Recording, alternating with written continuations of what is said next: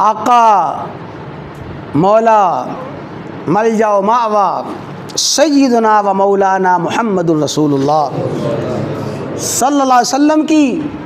عادت مبارکہ کیا تھی، اس کو ذرا سن لیں۔ جو ہی ان حالات کی علامات ظاہر ہوتی، بنیادی علامات، بنیادی نشانیاں نظر آتی، فرمایا کہ جب آپ بارش کا، جب آپ بادل کا کوئی ٹکڑا دیکھ لیتے، افق آسمان پہ، آسمان کے کسی کنارے پہ کوئی بدلی نظر آ جاتی، جب ہوا چلتی، معمولی سی ہوا چلتی، معمولی سی بدلی نظر آتی، غیرت وجہہ، آقا کریم صلی اللہ علیہ وسلم کا چہرہ اقدس، اس کی رنگت بدل جاتی، رنگت بدل جاتی، اقبالا و ادبارا، خارجا و داخلا، آپ کی طبیعت میں ایسی بے چینی، بے قراری آ جاتی، کبھی آپ آگے ہو رہے ہیں، کبھی پیچھے ہو رہی ہیں، کبھی گھر سے باہر نکل رہی ہیں، کبھی گھر میں تشریف لا رہی ہیں، ہوا چلنا شروع ہوئی، آپ کے چہرہ اقدس میں تغیرات اور تبدیلیاں اور پریشانیاں اور بے چینیاں، بے قراریاں شروع ہو گئیں، آپ بے قرار ہو کے اٹھ رہے ہیں، بیٹھ رہے ہیں، چل رہے ہیں، کبھی گھر میں داخل ہوئے، کبھی باہر نکلے، جب تک آسمان پہ بدلی رہتی اور جب تک ہوا چلتی رہتی آپ کی ہی کیفیت ہوتی، اور جب باران رحمت کا نزول ہوتا آپ کے چہرے پہ اطمینان آ جاتا۔ عائشہ صدیقہ نے پوچھا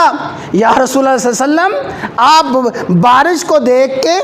بادل کو دیکھ کے، ہواؤں کو دیکھ کے اتنے پریشان ہو جاتے ہیں، اتنے بے قرار ہو جاتے ہیں؟ فرمایا عائشہ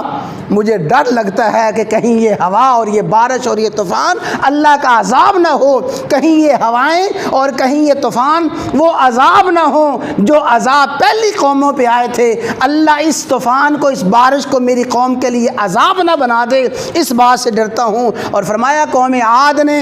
جب ہوا کو دیکھا تھا، بادل کو دیکھا تھا، تو قوم ہوا نے ہوا اور بادل کو دیکھ کے کہا ھذا عارض ممطرنا، یہ بارش ہے جو برسے گی، یہ بادل ہے جو برسے گا۔ فرمایا وہ بارش اور بادل برسنے والا نہیں تھا، ریح فیہا عذاب علیم، وہ آنے والا طوفان اور بادل وہ تند و تیز ہوا تھی جس میں بدترین عذاب تھا۔ اللہ نے پوری کی پوری قوم عاد کو اس ہوا کے ذریعے ہلاک کیا۔ عائشہ میں ڈرتا ہوں کہیں یہ ہوا اور کہیں یہ طوفان میری قوم پہ عذاب کی صورت میں نہ آ جائے۔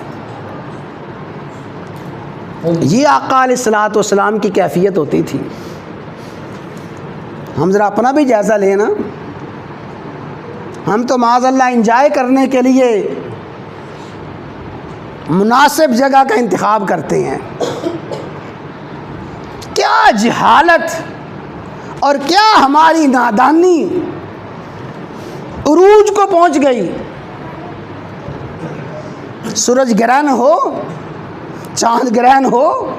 اس کا مشاہدہ کروانے کے لیے، اس کو دیکھنے کے لیے باقاعدہ انتظامات کیے جاتے ہیں۔ ہوا اور طوفان اور آندھیاں انجوائے کرنے کے لیے باقاعدہ انتظامات کیے جاتے ہیں، حالانکہ اللہ کے نبی نے اس موقع پہ فرمایا اللہ تعالیٰ سے اس کی خیر اور بھلائی کا سوال کرو، یا اللہ یہ ہوا خیر والی ہوا ہو، بھلائی والی ہوا ہو، یا اللہ اس ہوا کے شر سے بچانا۔ یہ آقا علیہ الصلوۃ والسلام کا اسوہ مبارک اور یہی آقا علیہ الصلوۃ والسلام کی آیت مبارکہ تھی۔